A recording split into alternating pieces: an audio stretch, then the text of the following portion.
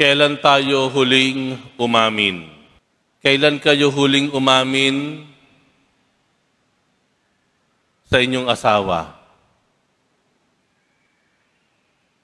Kailan kayo huling umamin sa inyong ginawang hindi maganda, halimbawa, sa inyong magulang? Kailan kayo huling umamin sa inyong pagkakamali? Natatandaan pa ba po natin? Kailan? Ang problema po sa atin ay ang hindi pag-ako sa kasalanan. Tayo mga Kristiyano, una, alam natin kung ano ang masama, alam natin kung ano ang mabuti. Ngunit ang problema po sa atin ay ang hindi natin magawang aminin o akuin kung ano man ang narariyan. Pag may nagawa halimbawang mali, na bisto, ano ang gagawin natin? Magtuturo, magbibintang, o kaya deny to death. Putulin mo na ang daliri niyan, hindi aamin yan. Ang problema po sa atin, kaya siguro hindi tayo makausad-usad, hindi tayo umunlad-unlad, kung bakit parang ang pakiramdam natin ay parang nasasakal tayo at ang bigat ng ating kalooban, na kung minsan nakakaramdam tayo ng mabigat na pasan-pasan sa ating balikat, kung bakit napakabigat ng buhay, ay dahilan sa hindi natin pag-ako o pag-amin sa ating kamalian. Matagal-tagal na kayong hindi nagkakapansinan ng inyong kaanak. Matagal na kayong hindi nakikita ng iyong matalik na kaibigan. Bakit? Wala isa man sa inyo ang umaamin sa kanyang pagkakamali. Nahihirapan tayong akuin ang ating pagkakamali. Kaya tumatagal ang mga sigalot, tumatagal ang alitan, tumatagal ang napakalamig na pagtrato sa bawat isa. Kung bakit lumalalim ang away, ay dahil walang gustong umamin. Maikwento ko lamang po. Nung ako ay high school, second year high school, nakaaway ko yung katabi ko. Nung nag-away kami, tanong kami nung teacher namin, sino ba ang nanguna sa inyo? Sabi ko, siya po. Binatukan ako. Tinanong yung katabi ko, sino nauna sa inyo? Siya po. Binatukan ako. Tumagal po iyon hanggang nung kami ay third year high school. Ako ay dahil sa isang kaso, ako ay pinapunta sa guidance counselor. Kinausap ako nung aking guidance counselor ng masinsinan at napalumbot niya ang aking puso.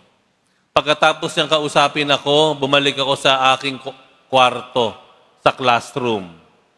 Nakita ko yung nakaaway ko, 1 taon na ang nakararaan. Dahil siguro sa narinig ko dun sa aking guidance counselor, nilapitan ko siya pagkatapos ng klase at ako ay nag-sorry sa kanya. Sabi ko, mali ako. Ako ang nauna. Nagulat ako sa sinabi niya. Bakit? Ang sabi niya, hindi. Ako ang nauna. Maliwala kayo sa hindi, yung katabi kong iyon na nakagalit ko nung second year high school ko, ay BFF ko hanggang ngayon. Mga anak niya, inaanak ko. Family friend na siya. Bahagi ng aming pamilya. Malapit ang aming pamilya. Siya ang aking best friend for life.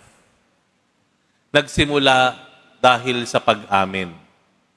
Marami po sa atin ganoon. Hindi natin magawang aminin ang pagkakamali. Bakit? Siguro dahil masyado tayong insecure. Akala natin, pag inamin natin yung pagkakamali natin, ay bababa yung ating dangal. Akala natin, pag umamin tayo sa pagkakamali natin, iinsultuhin na tayo for life. Hindi po nakabababa iyon. Sabi nga ng ilan, ang tunay na tanda ng isang matapang na tao, mataas ang tingin sa sarili, ay yung taong kayang aminin ang kanyang pagkakamali. May mga tao po ba na dapat nating lapitan at aminin yung ating nagawa once and for all? Pero alam po ninyo, may isang bagay pa, ang kaparehong malubhang pagkakamali sa ating mga mananampalataya.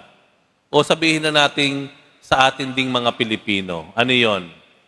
Hindi lang natin kayang akuin ang pagkakamali, hindi rin natin kaya pong akuin ang responsibilidad na gumawa ng mabuti o tama.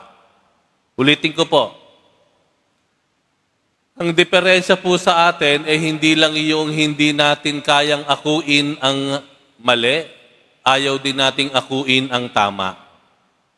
Ayaw nating aminin kung ano ang ating kasalanan, ayaw din nating aminin ang dapat gawing kabutihan.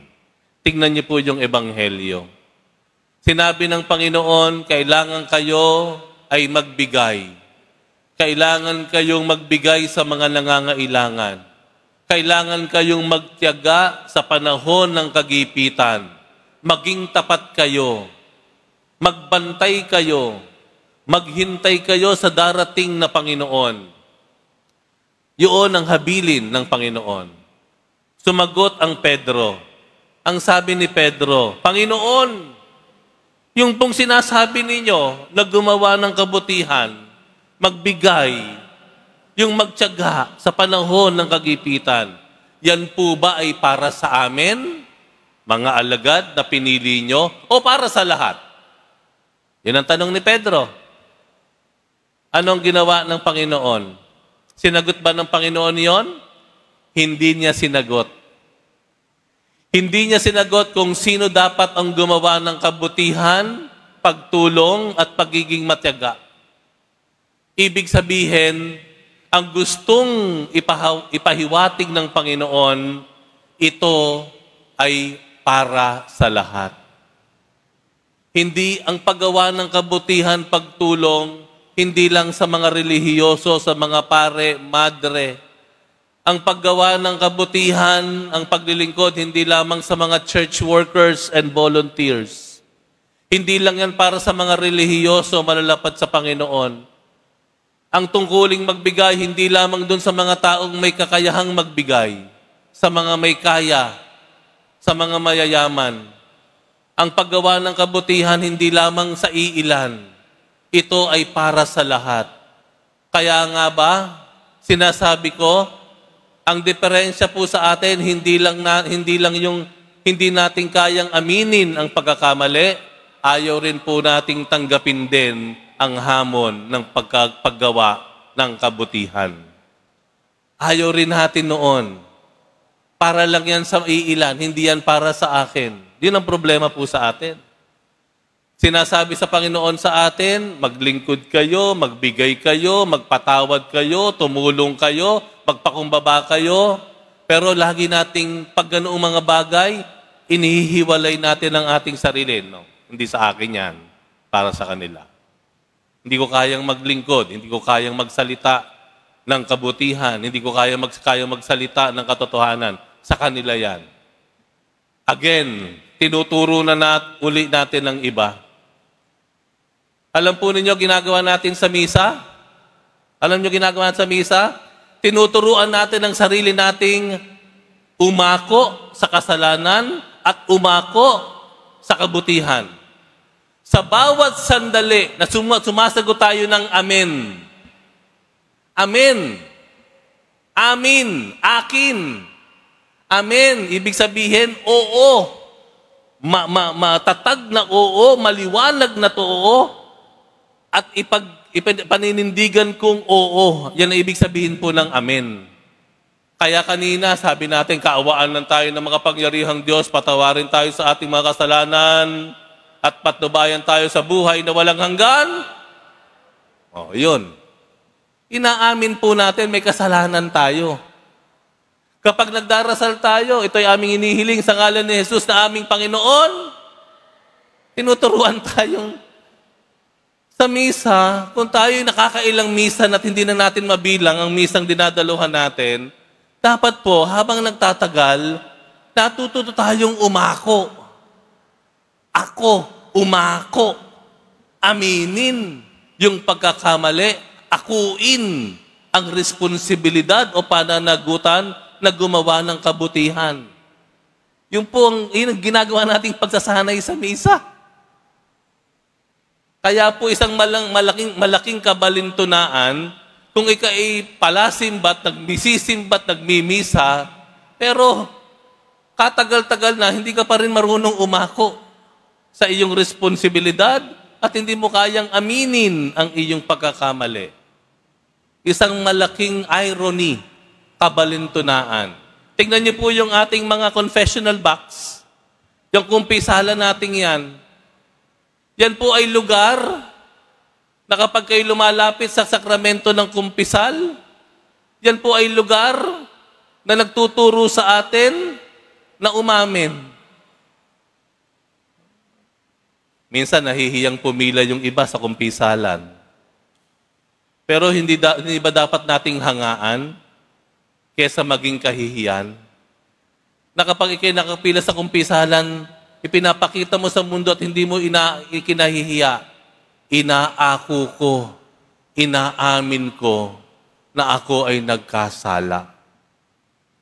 At inaako ko rin na pagkatapos ng sakramento ng kumpisal na ito, lalo akong magsusumikap na maging mabuti, maging tapat.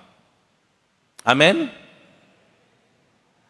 Nawa, Panginoon, ang dasal natin ngayon sa misang ito, Lord, turuan mo po akong umamin ng aking mga nagawang pagkakamali sa harap mo at sa harap ng tao. At Panginoong Jesus Nazareno, turuan mo rin po akong akuin ang misyon, ang iyong paanyaya at hamon na gumawa ng kabutihan.